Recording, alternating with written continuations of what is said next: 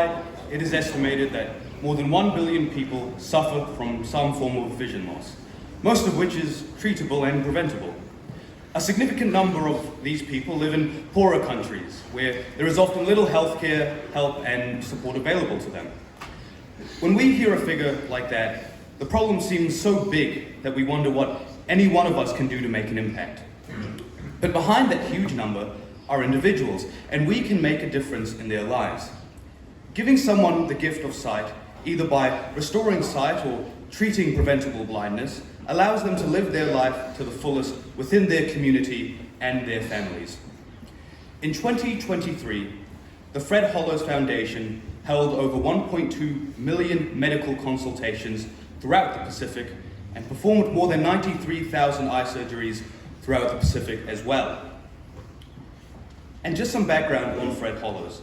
Hollows was an old boy of Palmy Boys, attending from 1943 to 1947, who created the Fred Hollows Foundation in 1992 so that his life-changing work on cataracts would continue long after his death. Fred's legacy is significant.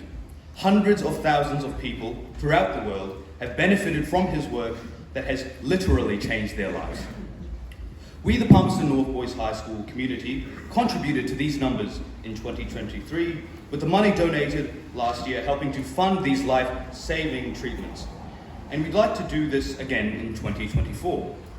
Now, Alex is going to read to you a case study that shows just how important this foundation and cause are, told by a doctor working with the foundation.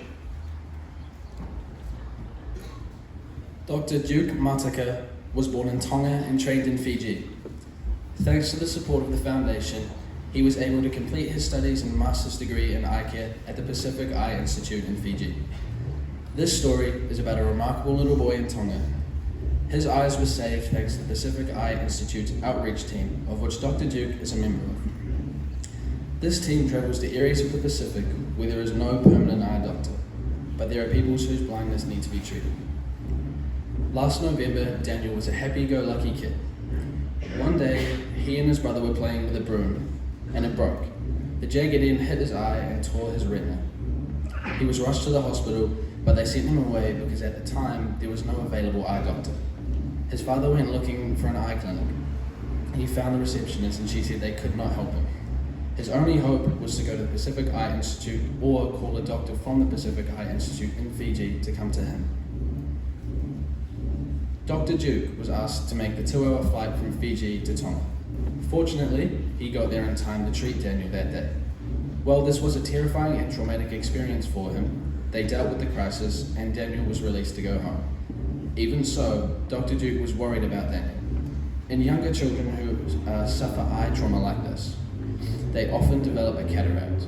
A cataract is when part of your lens becomes foggy. This often leads to impaired vision and sometimes leads to blindness. The clinic monitored his eyes over the next few months, and sure enough, his left eye started to go foggy and he started to lose his vision. But this is a happy story. The outreach team were due to come to Tonga in April, 6 months after Duke treated Daniel. The nurse made an appointment for him to come, and he was met with Dr. Duke. When he saw Dr. Duke and Daniel saw him, the nurse made a note that he was sad, withdrawn. He used to be a very happy kid, now withdrawn. He couldn't see. But in a few minutes, this was changed. In mere 45 minutes, he was able to clear the blindness, and treat his vision, and he was back to being the happy, cheeky kid. Dr. Duke was quoted saying, "I cannot tell you what this feels like. To see Daniel go from a scared little boy to this picture of happiness, the joy it gave me. This is what Fred Hollows worked so hard for, over all these years, to treat unnecessary blindness." Here we have a video showing the eye-saving operation that Daniel was able to undergo thanks to the foundation.